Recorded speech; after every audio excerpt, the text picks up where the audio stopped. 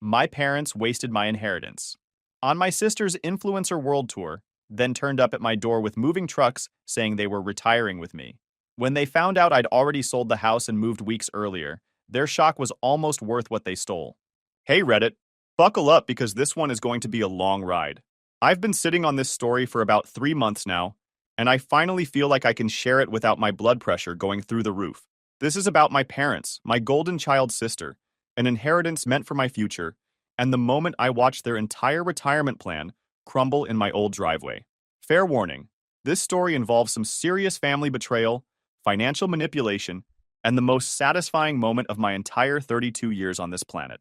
If you're here for drama, you came to the right place. So let me give you some background. I'm Derek, 32 male, and I have a younger sister named Brianna, 28 female. From the day Brianna was born, she became the center of my parents' universe. I'm not being dramatic here. I'm talking about a level of favoritism so blatant that extended family members have commented on it at holiday dinners. My aunt once pulled me aside at Thanksgiving when I was 16 and said, "Honey, I don't know why your parents treat you like the help, but just know we all see it." That should give you an idea of how obvious this was. Growing up, the differences were constant and crushing. Brianna got the bigger bedroom even though I was older. When I asked why, my mom said it was because Brianna needed more space for her things. What things? She was 6. She had stuffed animals and some picture books. I was 12 and actually needed a desk for homework. Didn't matter. Princess got the master suite-sized room, and I got what was essentially a converted closet with a window. Brianna got new clothes, while I wore hand-me-downs from cousins. Every back-to-school season, my mom would take Brianna to the mall for a full shopping spree. New jeans, new shirts, new shoes, the works. I got a garbage bag full of my cousin Kevin's old stuff, most of which didn't fit right and smelled vaguely like his basement. When I complained once, my dad told me I should be grateful we have family that shares, and that clothes are clothes. Meanwhile, Brianna was rocking Limited 2 and Justice outfits while I looked like a backup dancer in an early 2000s time capsule. The birthday disparity was legendary in our household. Brianna's birthdays were events, themed parties with catered food, professional decorations, bounce houses, the whole production. Her Sweet 16 had a DJ. A DJ for a house party. My birthdays were family dinner at home with a grocery store cake. One year, they forgot entirely until I mentioned it at breakfast. My mom's response? "Oh, honey, we've just been so busy with Brianna's dance recital preparations." Brianna got a car for her 16th birthday. A brand new Honda Civic with a red bow on it. The whole 9 yards. Me? I got a lecture about how cars are expensive, and I should be grateful for the bus pass they provided. When I pointed out the obvious unfairness, my dad said, "Brianna needs a car for her dance competitions." What do you need one for? My parents ran a small but successful insurance agency in our hometown in Ohio. They weren't wealthy by any stretch, but they were comfortable. Upper middle class, 2 vacations a year, nice house in the suburbs type of comfortable. They always told me that money was tight whenever I asked for anything, but somehow there was always money for whatever Brianna wanted. Dance lessons, cheerleading camps, a trip to Europe with her friend's senior year of high school. All of it just materialized out of thin air whenever Princess needed something. I worked my way through college. No help from them. Not a single dollar. I took out loans, worked 2 jobs, and graduated with a degree in software engineering while running on 4 hours of sleep most nights. I worked as a server at a restaurant 3 nights a week and did data entry for a local company on weekends. My GPA was a 3.7, which wasn't easy to maintain when you're exhausted constantly and stressed about whether you can afford textbooks. One semester, I was short about $800 for tuition. I called my parents, swallowed my pride, and asked if they could loan me the money. My mom sighed and said, "Derek, we really can't afford to just give you money right now. Brianna needs new costumes for her dance team. $800 for my education versus sparkly leotards for a hobby." I ended up picking up extra shifts and eating ramen for 2 months to make up the difference. Meanwhile, Brianna? She went to a private university, fully funded by mom and dad, where she majored in communications with a minor in social media marketing. She graduated in 5 years because she needed to find herself and changed her major twice. Her college experience included a study abroad semester in Italy that my parents paid for, a sorority membership that my parents paid for, and an apartment off campus that my parents paid for. When she graduated, they threw her a massive party with catered food and rented out a venue. My college graduation? I invited them. They said they couldn't make it because it was the same weekend as one of Brianna's dance showcases. I walked across that stage alone while my roommate's family cheered for me out of pity. That night, I got a text from my mom. "Congrats, sweetie. Sorry we couldn't be there. Brianna was amazing today." Here's where the inheritance comes in. My grandmother on my dad's side, Grandma Ruth, was the only person in my family who seemed to actually care about me. She was this sharp, no-nonsense woman who saw right through the family dynamics and never played along with the favoritism. When I was a kid, I used to spend summers at her house just to get away from the constant feeling of being invisible. She'd make me lemonade on her porch, teach me card games, and actually listen when I talked about my day. She was more of a parent to me in those summers than my actual parents were year-round. Grandma Ruth saw how my parents treated me. She called them out on it multiple times, which always led to awkward family dinners and cold shoulders. My dad would get defensive and claim she was making something out of nothing, but Grandma Ruth wasn't having it.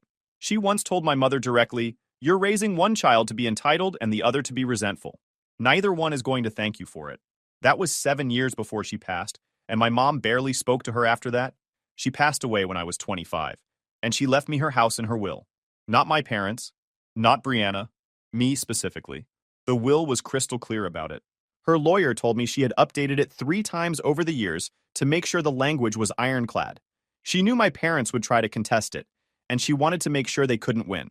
Grandma Ruth's house was a modest 3-bedroom place worth about $280,000 at the time, and she left it to me because, in her own words, written in a letter attached to the will, "Derek is the only one in this family who understands the value of hard work and deserves a foundation to build his life upon. His parents have failed him, but I refuse to let that failure define his future. This house is my apology for not doing more while I was alive, and my hope that he will use it to create the life he deserves." I cried for an hour when I read that letter. Someone finally saw me. Even if it was posthumously, someone in my family actually saw me.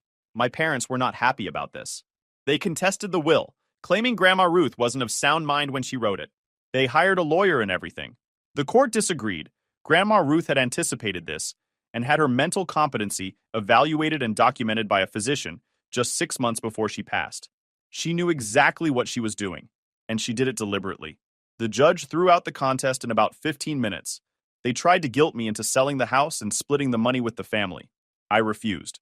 My dad sat me down and gave me this whole speech about how family shares and how Grandma would have wanted everyone to benefit.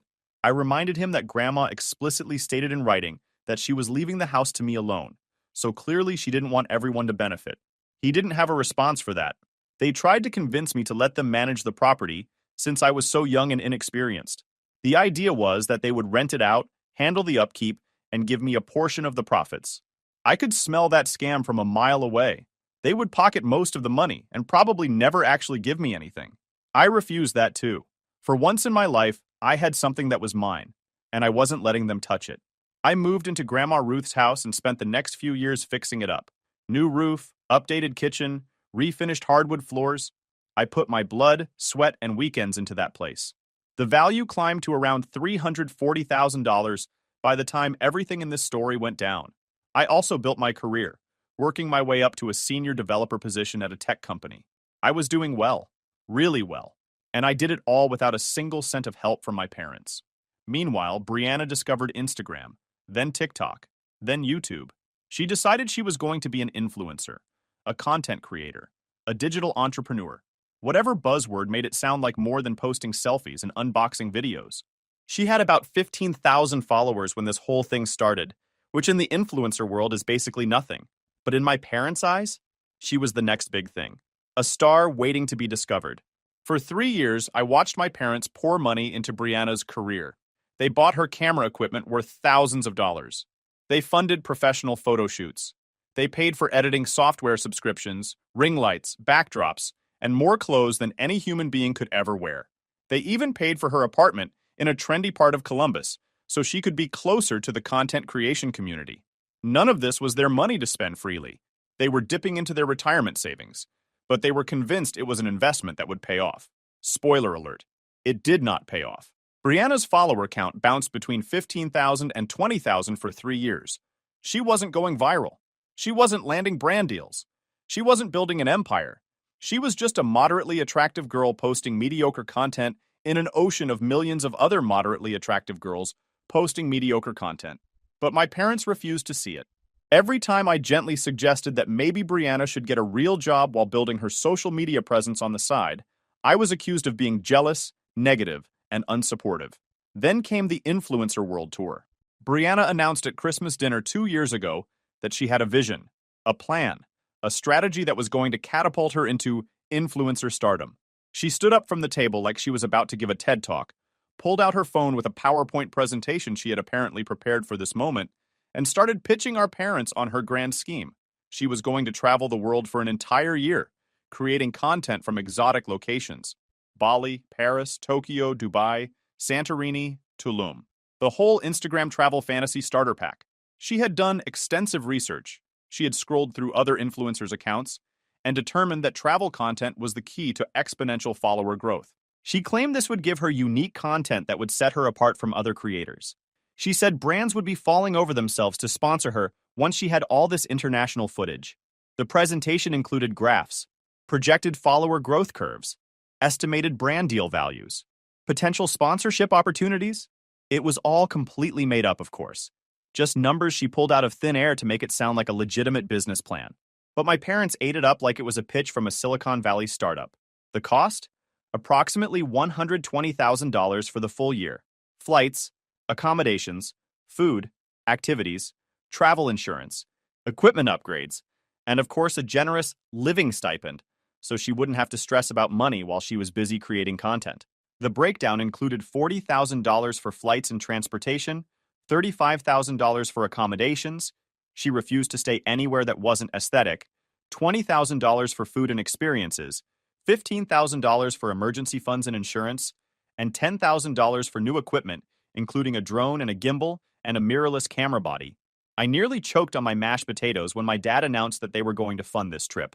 He said it with this proud smile on his face, like he was a venture capitalist announcing a Series A investment instead of a man about to make the dumbest financial decision of his entire life. Now I knew my parents had been supporting Brianna financially for years. But $120,000? That's not support. That's insanity. I asked them flat out where this money was coming from. My mom got this weird look on her face, and my dad cleared his throat and said they'd been saving for a while and wanted to invest in Brianna's future. I knew something was off. My parents weren't poor, but they weren't sitting on $120,000 in liquid cash either. Not after years of funding Brianna's influencer dreams. But they refused to discuss it further, and Brianna just kept going on about how this was going to change everything for her and how grateful she was to have parents who believed in her.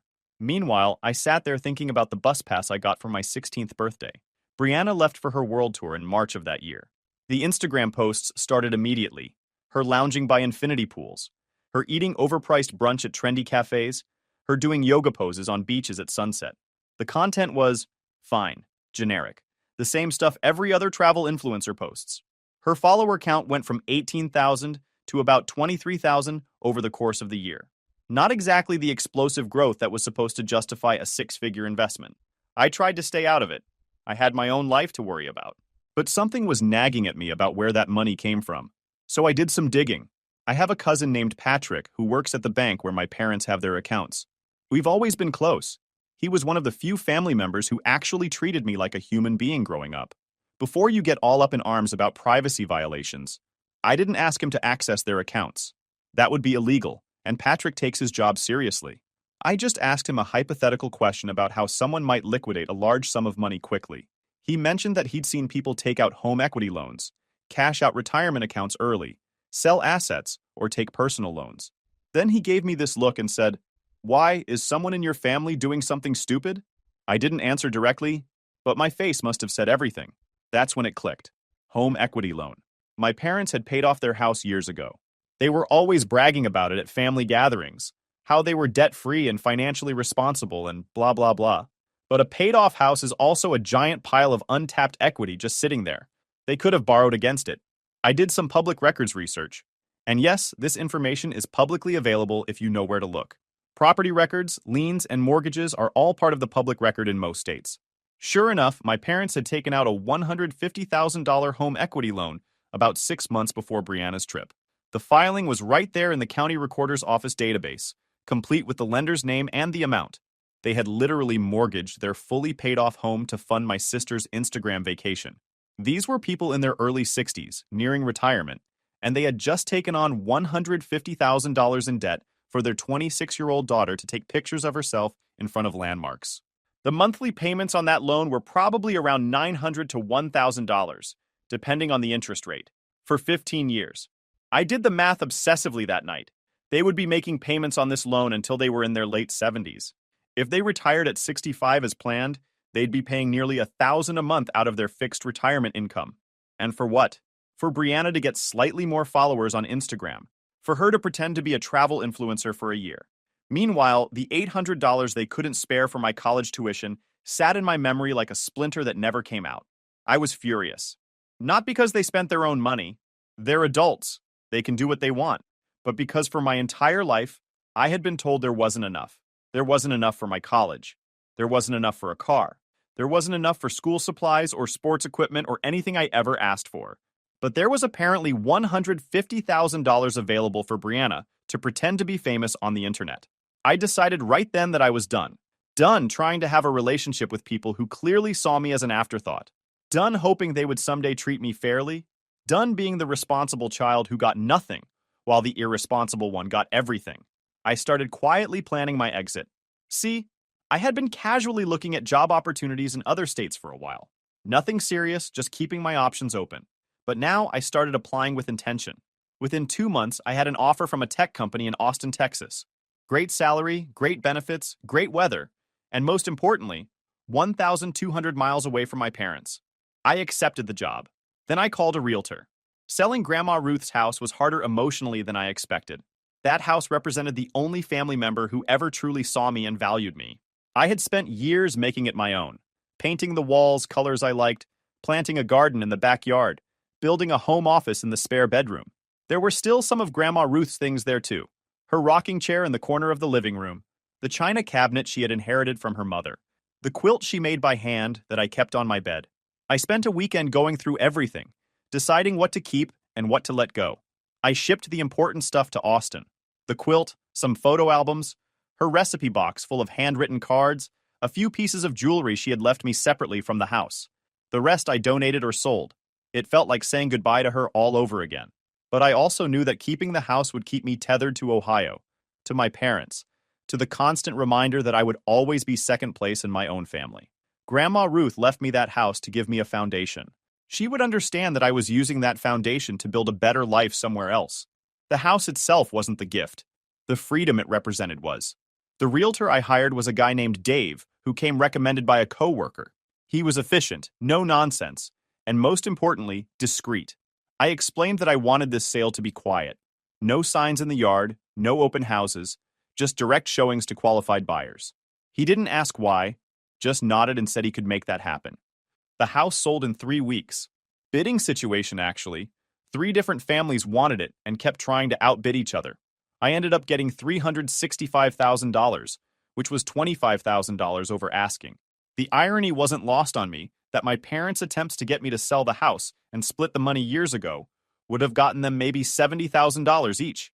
By waiting and improving the property myself, I'd made an extra $85,000 that was entirely mine.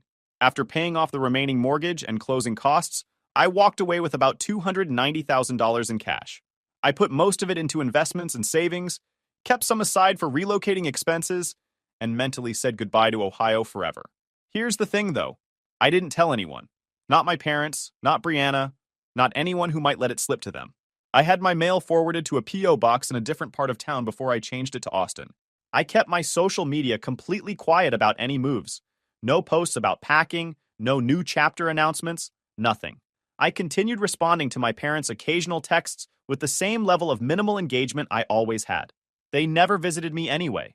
In the 7 years I lived in that house, they came over maybe twice, and both times were because they needed something from me. So there was no risk of them showing up and seeing a for sale sign.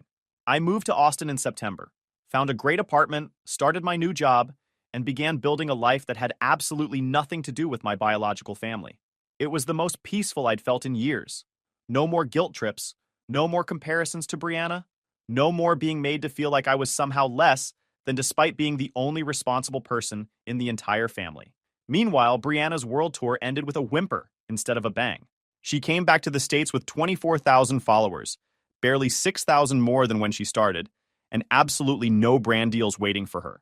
The content she created was, according to multiple comments on this very website when I looked her up, basic, forgettable, and the same stuff every other mediocre travel influencer posts. Harsh, but not inaccurate. The $120,000 was gone. The home equity loan payments were coming due, and my parents suddenly realized they had a massive problem. They were 62 and 64 years old, with $150,000 in debt, minimal retirement savings. They had apparently dipped into that too over the years. And a daughter who was now living back in their house because she couldn't afford her own apartment without their financial support. Their plan had been to work until 65, pay off the loan with their combined incomes, and then retire comfortably. But the economy had other plans. My dad got laid off from his job about 4 months after Brianna returned. The insurance agency he worked for was downsizing, and he was offered an early retirement package that was significantly less than he'd been counting on. Suddenly, two people who had spent decades spending money like it grew on trees were faced with the reality that trees don't actually produce money. Shocking concept, I know. I learned all of this through Patrick, my bank cousin, who heard it through the family grapevine. My parents were apparently in full panic mode, trying to figure out how they were going to afford their house payments, their debt payments, and supporting Brianna, all on my mom's salary alone. The answer, as it turns out, was that they couldn't. Then I got the call. It was a Saturday morning in January. I was sitting in my Austin apartment, enjoying my coffee, and the fact that it was 65 degrees outside while Ohio was buried in snow. My mom's number popped up on my phone. I almost didn't answer. Our conversations had been reduced to maybe one call every 2 months, and they were always brief and surface level. But something told me to pick up. "Derek, honey, we need to talk to you about something important." Her voice had that particular tone that I recognized from childhood. It was the tone she used when she was about to ask me for something and was trying to butter me up first. I braced myself. "Your father and I have been doing a lot of thinking, and we've made a decision. We're going to retire and move in with you." I actually laughed, out loud. I thought she was joking. She was not joking.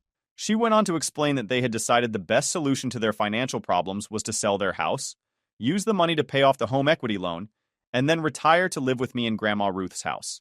They would help with household expenses, of course, and it would be so nice for us to finally spend quality time together as a family. Brianna would be coming too, at least temporarily, until she could get back on her feet and find her own place. Let me make sure you're understanding this correctly. My parents, who had spent my entire life treating me as an afterthought, who had funded my sister's every whim while telling me they couldn't afford to help me, who had taken out $150,000 in debt to send Brianna on a glorified vacation, now expected me to house all three of them indefinitely while they retired on whatever pittance they had left. And they just assumed I would say yes. They didn't ask. They informed. I was silent for so long that my mom asked if I was still there. "Yeah," I said. "I'm here." "When exactly were you planning on making this move?"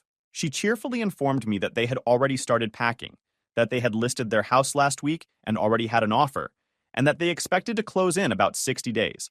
They were planning to arrive at my place in mid-March with a moving truck full of their belongings. They had already started packing. They had already listed their house. They had already accepted an offer. They did all of this before even consulting me about whether I wanted 3 additional people living in my home. "We figured you'd be thrilled to have us," my mom said. "That big house is way too much space for just one person anyway. And think about how much money you'll save on groceries when we're all cooking together." The audacity was almost impressive. I could have told her right then. I could have dropped the bomb that I had sold the house 6 months ago and moved to Texas. But something in me wanted to wait. I wanted them to experience the full weight of their entitlement crashing down on them in person. Call it petty, call it revenge, I call it justice. "Okay, Mom," I said. "I guess I'll see you in March." She was so pleased, so relieved. She went on for another 10 minutes about how she knew I would come through for the family and how this was going to be such a great opportunity for all of us to reconnect, and how Brianna was really looking forward to spending time with her big brother. I made appropriate, agreeable noises while mentally choreographing the moment they would pull up to a house I no longer owned. The next 2 months were interesting. My parents called more often than they had in years, suddenly very interested in my life and my opinions. They asked about my job, my hobbies, my weekend plans. They sent me articles about intergenerational living and how it was becoming more common for families to share homes. They were laying the groundwork for their invasion with all the subtlety of a sledgehammer. I played along. I asked questions about their moving plans. I offered suggestions about what they should bring versus what they should sell.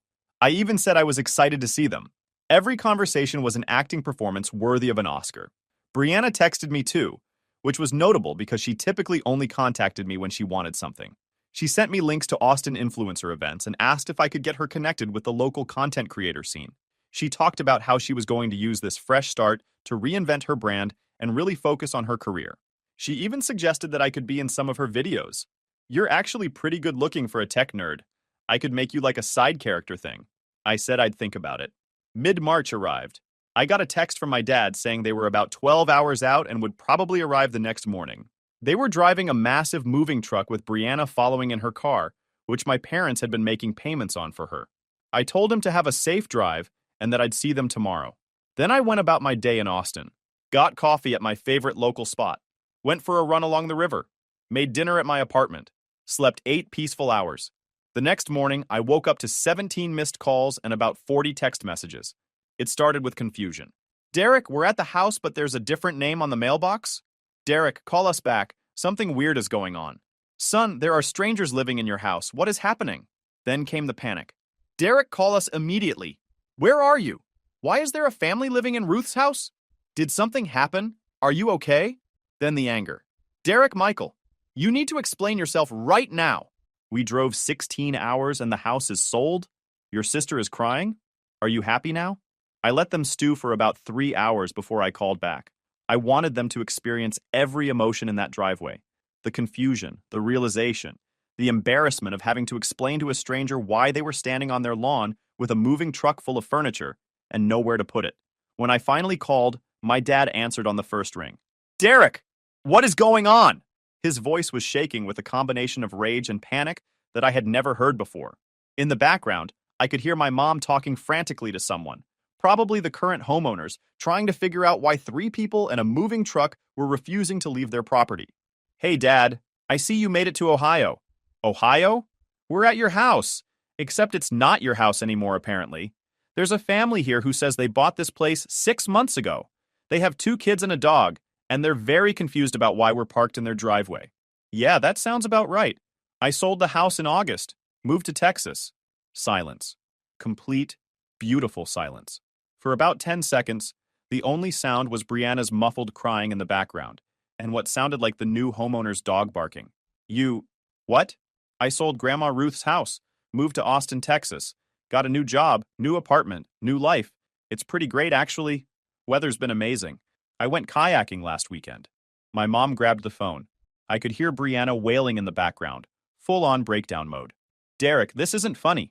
This is not funny at all. Where are we supposed to go? We sold our house. We have nowhere to live. We have a truck full of furniture and no place to put it. That sounds like a problem you should have considered before assuming you could move into my house without asking me. Also, without considering that I might have my own plans for my own property. You know, the property that Grandma Ruth left to me specifically, because she knew you would try to take advantage of me. But we're your family. Family takes care of each other. Funny. I don't remember feeling much like part of the family when I was riding the bus while Brianna got a brand new car, or when I was working 2 jobs to pay for college while you funded her degree, or when you spent $120,000 on her vacation while telling me my whole life that money was tight, or when you couldn't spare $800 to help me with tuition, but you could find $150,000 to mortgage your house for Instagram content. Where was this family energy then? My dad took the phone back. Son, that's not fair.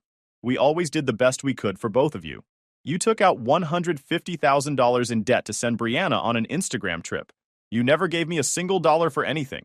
That's not doing the best you could for both of us. That's having a favorite and pretending you don't.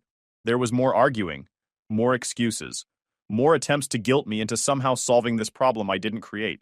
My mom cried. Brianna apparently had a full meltdown in the car. My dad tried the stern father voice that stopped working on me approximately 15 years ago. I let them talk themselves out. Then I said my piece. Here's what's going to happen. You're going to figure out your own living situation. Maybe you can use what's left from selling your house to rent an apartment. Maybe Brianna can actually get a real job and contribute for once in her life. Maybe you can all finally learn that actions have consequences, and you can't just expect other people to clean up your messes. But none of that is my problem anymore. Derek, please. We're your parents. Doesn't that mean anything to you? It means you had 32 years to treat me like your son instead of your backup plan. You chose not to. Now I'm choosing not to be your retirement plan. It's not personal, Mom. It's just math. You invested everything in Brianna. I'm not giving you returns on an investment you never made in me. I hung up. They tried calling back about 50 more times over the next few days. I didn't answer. They left voicemails ranging from apologetic to furious to desperate. Brianna sent me a text that just said, "I always knew you were jealous of me. This proves it." Which honestly just proved that she learned nothing and probably never will. Through Patrick, I learned that they ended up staying in a motel for a week while they figured out what to do. Apparently, the moving truck company charged them extra fees for every day they kept the truck past the return date, and they had to put most of their furniture in a storage unit because they had nowhere to put it. The storage unit cost them $200 a month, just another expense they hadn't planned for. They eventually rented a small apartment about an hour from their old house. 2 bedrooms, 1 bathroom, in a complex that looked like it hadn't been updated since the Reagan administration. My dad found a part-time job at a retail store, working the evening shift stocking shelves. My mom kept her job but had to pick up extra hours. Brianna finally got work as a receptionist at a dentist's office, although apparently she complains about it constantly because she has to actually wake up early and deal with people who are always in bad moods because they're at the dentist. The home equity loan is still hanging over their heads. They'll be paying it off for years. The influencer dream is effectively dead, although Brianna apparently still posts occasionally to her 22,000 remaining followers. She's actually lost about 2,000 since the world tour ended because she stopped posting regularly. My parents are facing a retirement that looks nothing like what they planned, living in a 2-bedroom apartment and working into their late 60s just to keep up with their debt payments. Here's where it gets even better. About 2 months after the driveway incident, Patrick called me with an update. My parents tried to get a personal loan to help cover expenses. They got denied. Their credit score had taken a hit from the home equity loan and maxing out credit cards during Brianna's world tour. The bank they'd been with for 30 years turned them down flat. Then Brianna's car got repossessed. Remember how my parents had been making payments on her vehicle? Those payments stopped when they couldn't afford them anymore. She came out of work one day to find her car gone and a repo notice on the ground. Patrick said she had a complete meltdown in the dentist office parking lot. Ugly crying, screaming at her phone, the whole production. Her coworkers had to call my mom to come pick her up. Without a car, Brianna couldn't get to work reliably. Public transit in their area is basically non-existent, and Uber costs added up fast. She lasted about 3 more weeks at the dentist office before they let her go for attendance issues. So now she's unemployed again, living in her parents' cramped apartment, with no car and no income. My dad's part-time retail job cut his hours last month. He's down to maybe 15 hours a week, which barely covers anything. My mom picked up a weekend shift to compensate, so now she's working 6 days a week at 63 years old. The storage unit where they put all their furniture? They fell behind on payments. Got a notice that if they didn't pay the balance within 30 days, everything would be auctioned off. They had to sell most of the furniture themselves at a steep loss just to avoid the auction fees. All those antiques my mom spent decades collecting. The dining set that had been in the family for generations. Gone. Sold to strangers for pennies on the dollar. Patrick told me my dad cried when they sold Grandma Ruth's old china cabinet, the one that had been in the family for 4 generations. The irony wasn't lost on me. They fought to keep me from inheriting Grandma's house, but they couldn't even hold on to her china cabinet. Meanwhile, I got a promotion at work, senior developer to lead developer, with a team of 6 reporting to me. 20% raise. I used part of my bonus to put a down payment on a condo in a great neighborhood. 2 bedrooms, updated kitchen, a balcony with a view of the city skyline. I also started dating a woman named Sarah, who works in marketing at a tech company downtown. We met at a friend's barbecue, hit it off, and have been together for about 4 months now. She knows the whole story about my family. Her response was simple. Sounds like you made the right call. Some people only learn when they face consequences. 2 weeks ago, I got an interesting piece of mail forwarded from my old P.O. box. A letter from my mother. Handwritten, 6 pages long. She apologized for everything. The favoritism, the neglect, the way they treated me my whole life. She admitted they had made Brianna the center of their world and left me on the outside. The last page was a request. They wanted to know if I would consider helping them refinance their home equity loan. They were drowning in the payments and thought maybe if I co-signed, they could get better terms. She promised they would pay me back. I thought about it for exactly 0 seconds. I wrote back a short note. I'm glad you've had time to reflect. I hope things improve for you. I won't be co-signing anything or providing financial assistance. Best of luck. Mailed it the next day. Haven't heard from them since. Last week I checked Brianna's Instagram. Her follower count is down to 19,000 now. Her last post was 3 weeks ago. A picture of a sunset with a caption about trusting the journey. Her world tour content is completely gone. Deleted every single post from that year-long $120,000 trip. All that money, all that investment, erased like it never happened. I took a screenshot of her profile and sent it to Patrick with a message. Guess the ROI on that trip wasn't what they expected. He replied with a single skull emoji. I actually laughed out loud. So that's where things stand now. I'm in Austin, thriving. New job, new condo, new relationship, new life. My investments from the house sale are doing well. I've got a solid emergency fund, a growing retirement account, and zero debt. I go kayaking on the weekends. I joined a volleyball league. My parents are in Ohio, struggling, working into their late 60s to pay off debt they took on for their favorite child, who is now unemployed and carless, and living in their spare bedroom. The retirement they planned for doesn't exist. I don't wake up thinking about them anymore. I don't check my phone hoping they'll finally say the right thing. I made my decision, I executed it cleanly, and I moved on with my life. That's the whole story, Reddit. My parents blew my sister's inheritance on Instagram content, showed up expecting to retire in my house, and found out I had already sold it and moved 1,000 miles away. Guys, we are so close to hit 100,000 subscribers on this channel. If you are not subscribed to the channel, please consider subscribing. It really helps hit that 100,000 mark. Thanks for making this dream come true. What you're about to hear is the kind of story that makes you put your phone down and stare at the wall. A woman buries her 3-year-old daughter alone while her sister throws a housewarming party on the exact same day. Her parents chose the party. Then all 3 of them expected her to forgive and keep the peace like she always had. What they didn't count on is that she was a nurse with years of connections inside the healthcare system. She'd been quietly paying attention to her sister's work for months, and she'd already started making calls. I was there for almost all of it, and I don't feel bad about a single thing that happened next. My sister moved her housewarming party to the same day as my daughter's funeral. She called it a minor event. Our parents defended her. The next time they saw me, it was already too late. I'm posting this on behalf of my best friend, Claire. She can't bring herself to write it, and honestly, I think she just doesn't want to. But I've been carrying this for 3 years now, and I feel like people need to hear what happened, what her family did to her, and what she did about it. I've known Claire since we were both in our mid-20s, met through a mutual friend at some work event in Austin. She's a nurse, the kind of person who genuinely shows up for everyone else's problems while quietly managing her own. She's not a dramatic person. She doesn't complain much. She's one of those people you could describe as steady without it sounding boring, because she's actually steady in the way that matters. When things get bad, she doesn't spiral, she just gets to work. She's also sharp in a way that kind of sneaks up on you.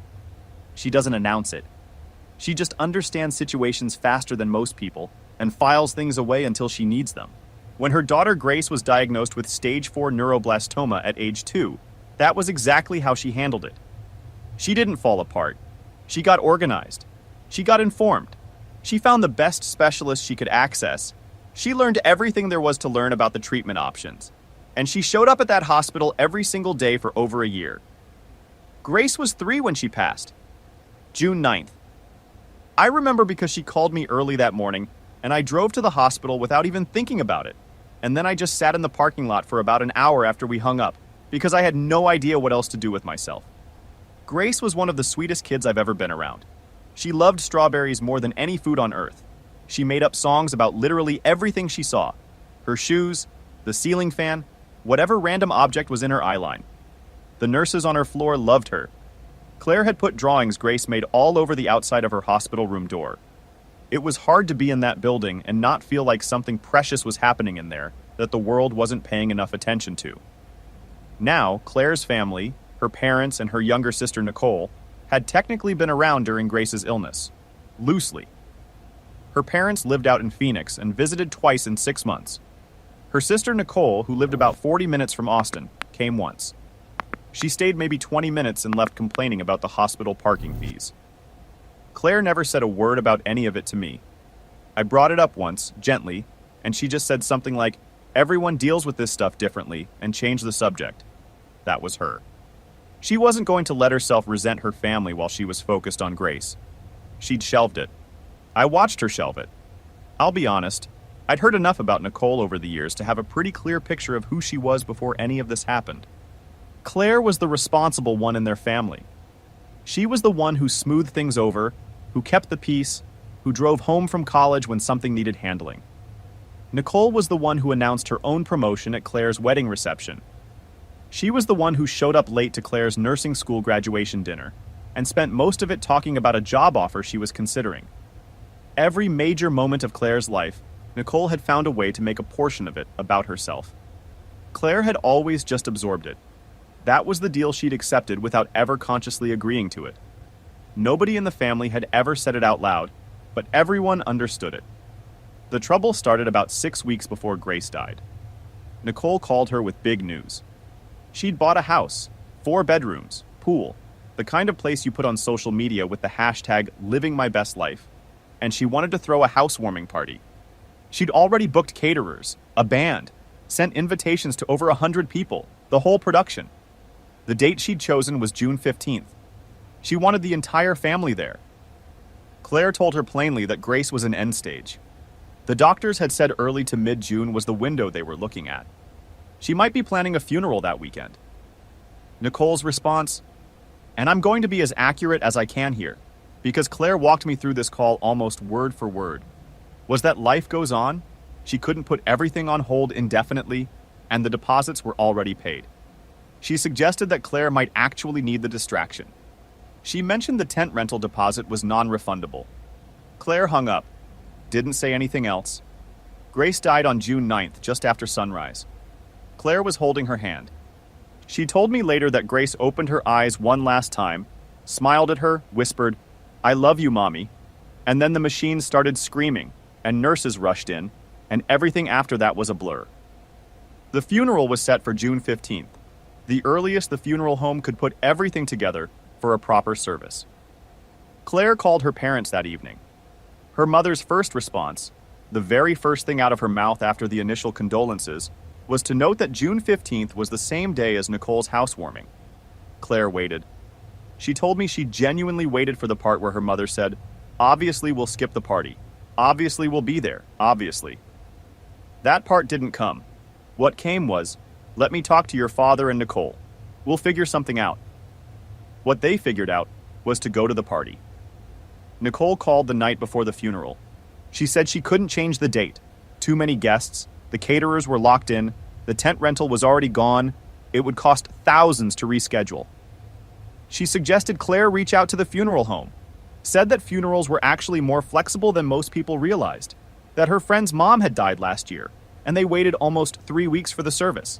She said the funeral home could probably work something out if Claire just explained the situation to them.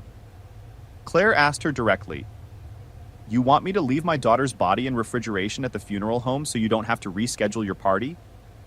Nicole said she was being dramatic. Claire's dad called the next morning. He had the same talking points. "Nicole has worked so hard for this house. The tickets are already purchased. We can't physically be in 2 places at once. Grace wouldn't want everyone to put their lives on hold for her." He genuinely threw golf tournaments into the argument. Him and his golf tournaments. Her mom's book club. Both of them, like those were things that needed to be weighed against their granddaughter's funeral.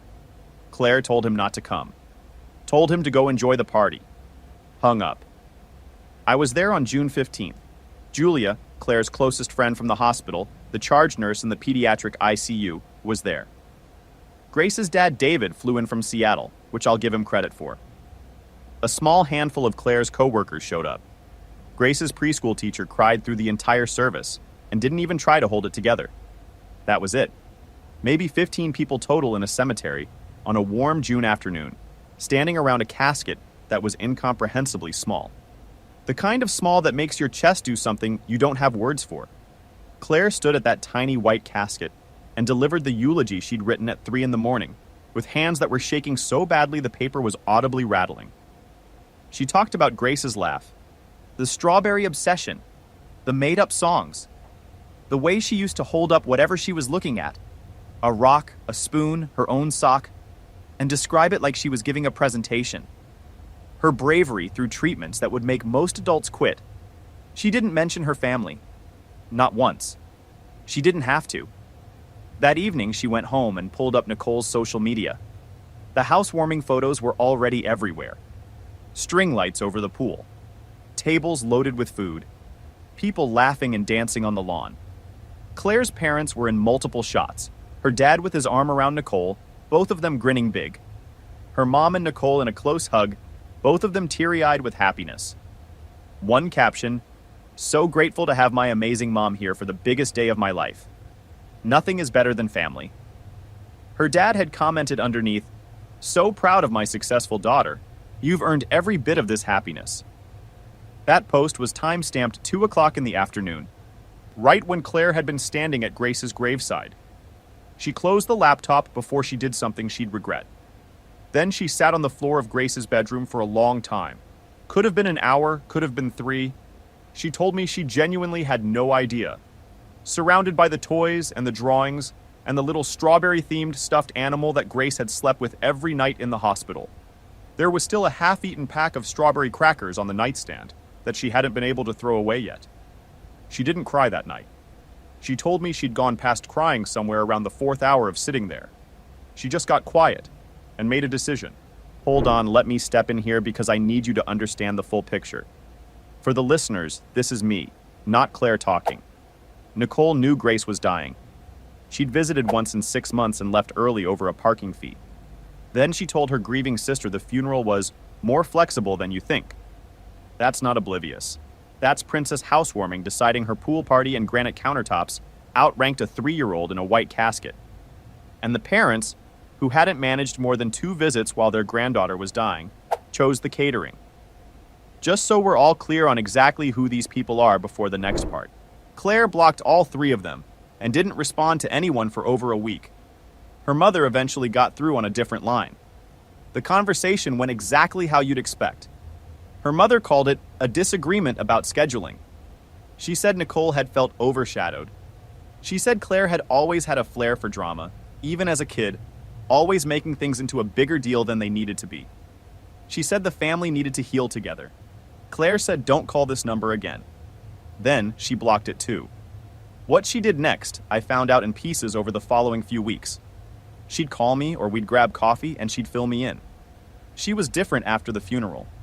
Quieter, but not in a falling apart way. More like someone who'd made a decision and was in the middle of executing it. I noticed she had a legal pad with a lot of writing on it when we met at her place once. She closed it when I sat down and didn't bring it up. See, Nicole wasn't just a successful pharmaceutical sales rep. She was her company's top performer 3 years running, pulling in bonuses that made Claire's nursing salary look like a rounding error.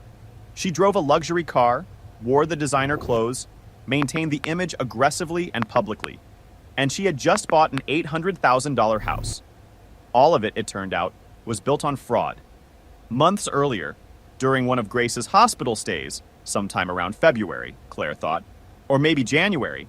Actually, she said she could never remember exactly which stay.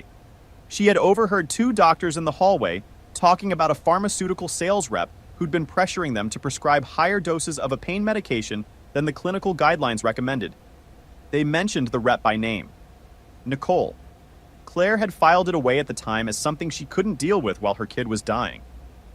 Her sister was aggressive in how she sold, sure, but criminal? She'd given her the benefit of the doubt. After the funeral, she was done giving anyone anything. She spent the next 3 weeks quietly pulling on threads. No confrontations, nothing that would raise a flag. She had years of relationships built up inside the healthcare system, and she knew how to ask questions in a way that didn't look like anything. She called people she trusted, doctors she'd worked alongside, administrators she'd built rapport with over years of shifts, people who knew the system the way she did. She framed everything as casual curiosity, professional concern, routine follow-up. Nobody thought twice about it. What she found was worse than she'd expected. Nicole had been offering kickbacks to doctors, disguised as consulting fees and speaking honorariums. She'd been falsifying her prescription data to hit her sales quotas. And most damning, she'd been pushing off-label use of a pain medication that had serious documented cardiac side effects, a practice that Claire could tie to at least 2 patient deaths through the hospital records. The thing that really got Claire, she told me, was how stupid Nicole had been about documenting all of it herself. She'd complained about stupid rules in emails from her personal account, joked about doctors being easy money in texts. The kind of trail that you'd think a person would know not to leave. Actually, back up. I should mention that Claire also found a recorded phone call where Nicole pushed a physician to prescribe double the recommended dose to a patient who had already flagged cardiac concerns. That one was the worst of it. That one is what made everything that followed feel, at least to me, a lot less like revenge and a lot more like something that needed to happen regardless. Pause for a second. This is still me, not Claire. She spent the weeks after her daughter's funeral quietly building a federal case against her sister, while still grieving, while still going into every shift at the clinic. Most people in that position aren't functional at all. They're barely moving through the day. Claire was cross-referencing medical records and documenting kickback schemes. That's not emotion. That's someone with actual ice water in their veins who finally had a reason to go looking. Princess Housewarming handed the one person who knew the healthcare system inside out the exact motivation she needed. Whatever's coming next, Nicole put it in motion herself. Claire compiled everything into a detailed report and then reached out to a journalist named Trevor, who'd been covering pharmaceutical fraud for years. They'd met briefly a couple years back when he was doing a healthcare costs piece and had interviewed people at her clinic. She reached out, they met at a coffee shop downtown one Wednesday morning. She was eating a plain bagel. She mentioned this to me later like that random detail had stuck with her for some reason. And she laid everything out on the table. Trevor went through the documents slowly, said it was substantial, asked how she'd gotten all of it. She said she was a nurse and she paid attention. He asked whether she understood that this would likely mean criminal charges, that it would probably end her sister's career entirely. She told him what Nicole had called Grace's funeral, a minor event she could work around if necessary. Those exact words.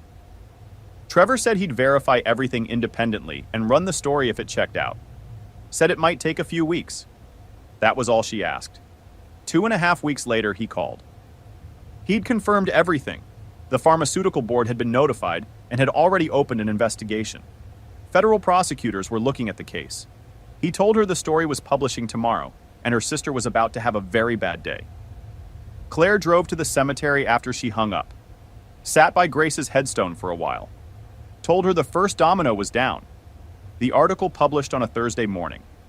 Front page on the Austin Chronicle online edition. Top pharmaceutical sales rep accused of fraud, kickbacks, and endangering patients. Nicole's name was right there in the first paragraph. Her photo, pulled from her own social media profiles, the same ones she'd been posting party photos on, ran alongside it. By noon, Nicole had deleted every account she had. By afternoon, news vans were sitting in front of the housewarming house. By evening, her company had issued a statement announcing her immediate termination and full cooperation with all ongoing investigations. One of the fastest corporate separations I've ever heard of, honestly. Okay, stop. Take a breath.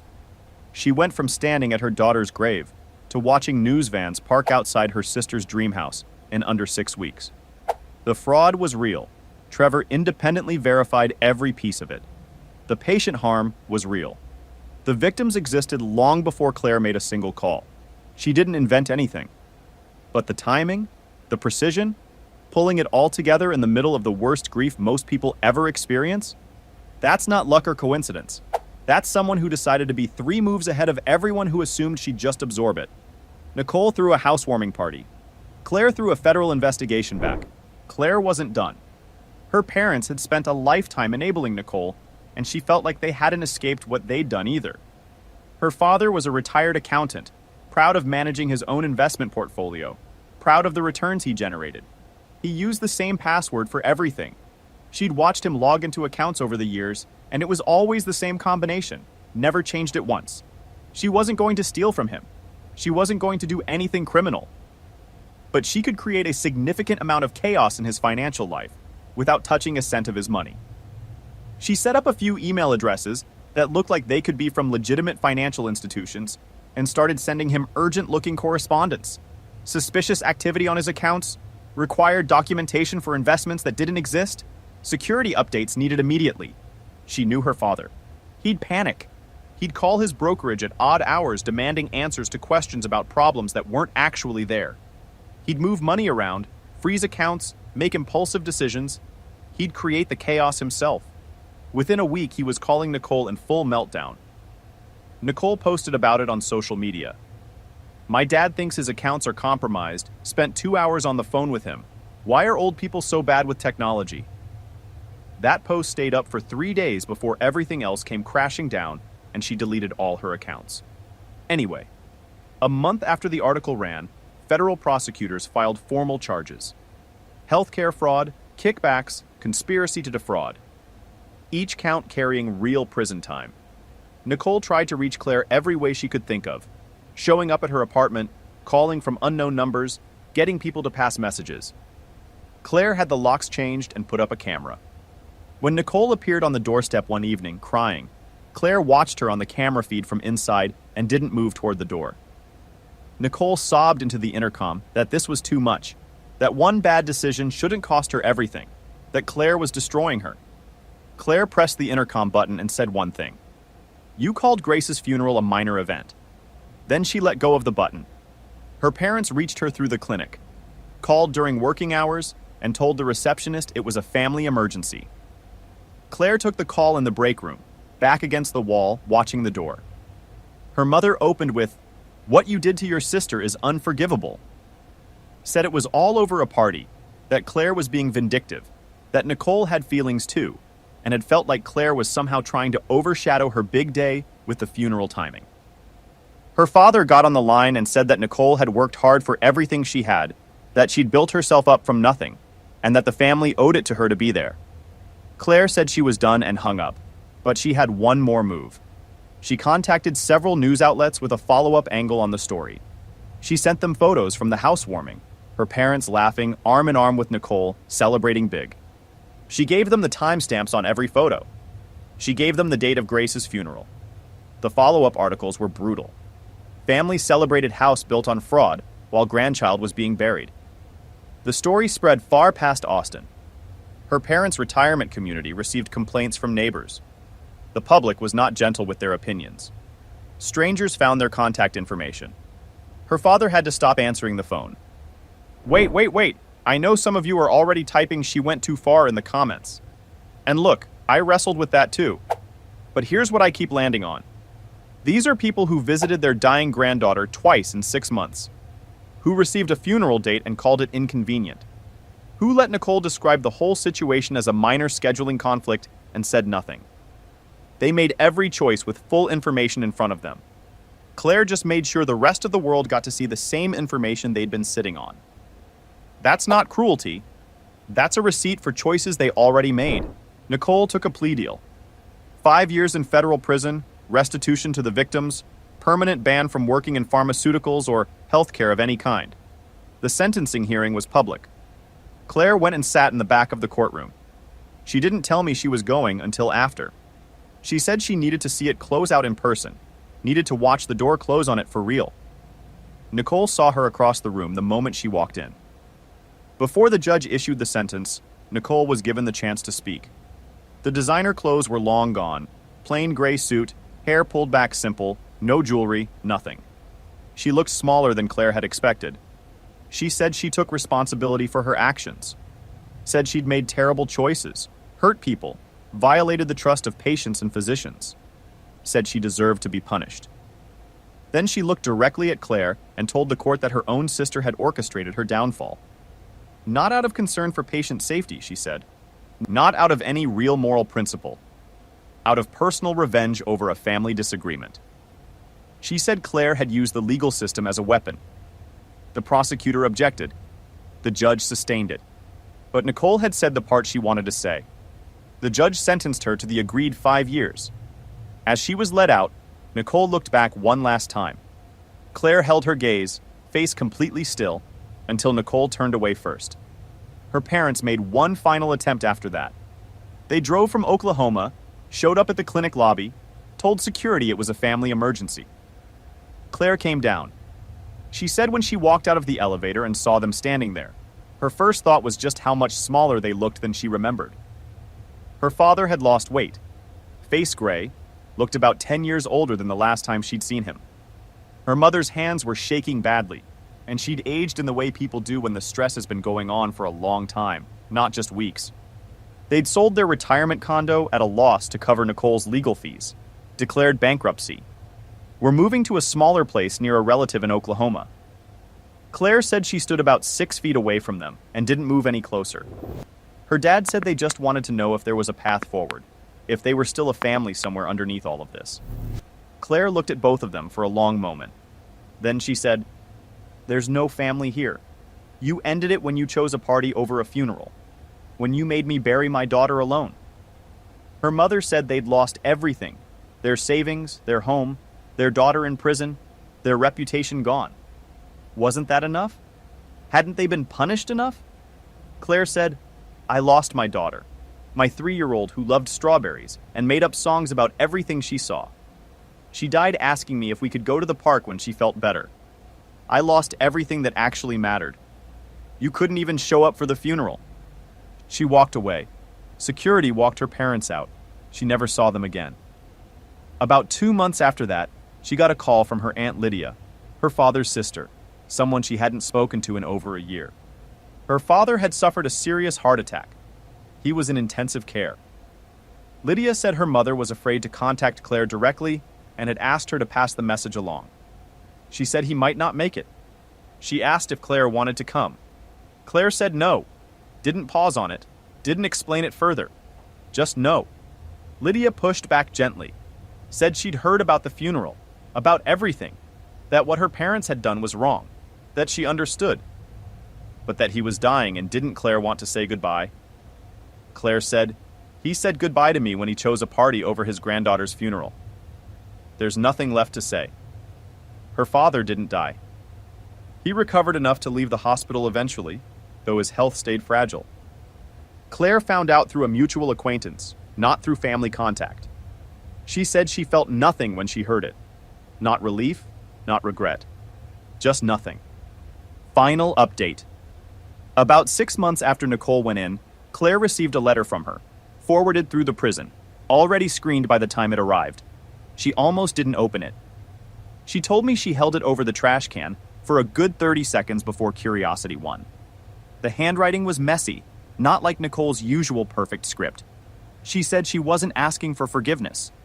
Said she probably didn't deserve it and knew that. But she said Claire had gone beyond what was just.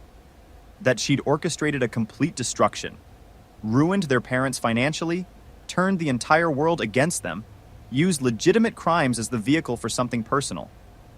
She said she hoped the pain had filled the hole Grace left. She said she didn't think it would, that she thought Claire would always be empty no matter what she did. She also said she had loved Grace, that she'd been a terrible aunt, she knew it, but that she'd loved her, that Grace would be sad to see what Claire had become. Claire read the letter twice. Then she burned it in her kitchen sink and washed the ashes down the drain. She had cease and desist letters sent to all 3 of them through a lawyer not long after. No contact through any means, direct or through intermediaries, for any reason whatsoever. Violation would result in immediate legal action. That was the final door. Closed and locked. What she did next is the part I think about the most, honestly. She started volunteering with a pediatric cancer support organization, working with families in the middle of what she had been in the middle of. Helping parents figure out what the medical jargon actually meant, work through hospital systems that felt impossible from the inside, find resources they didn't know existed. It was hard work for her. Every kid she met was a reminder of Grace. Every desperate parent she sat with reflected something she recognized from her own worst months. There were days she'd come home from a volunteer shift and call me, and we'd just sit on the phone for a while without saying much. But she didn't stop going. She told me once that it was the first thing that felt like it meant something real after everything else.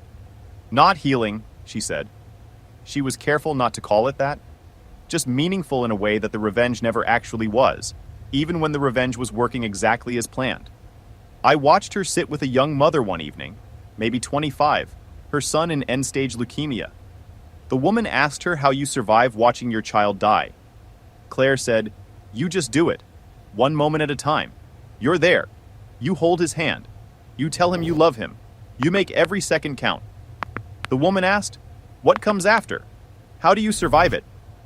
Claire was quiet for a second. Then she said, "You survive by choosing to. Every day you wake up and choose to keep going. Some days that's genuinely all you can do. Other days you can do more. But it starts with the choice." She still has Grace's drawings on her refrigerator. All of them. Same ones.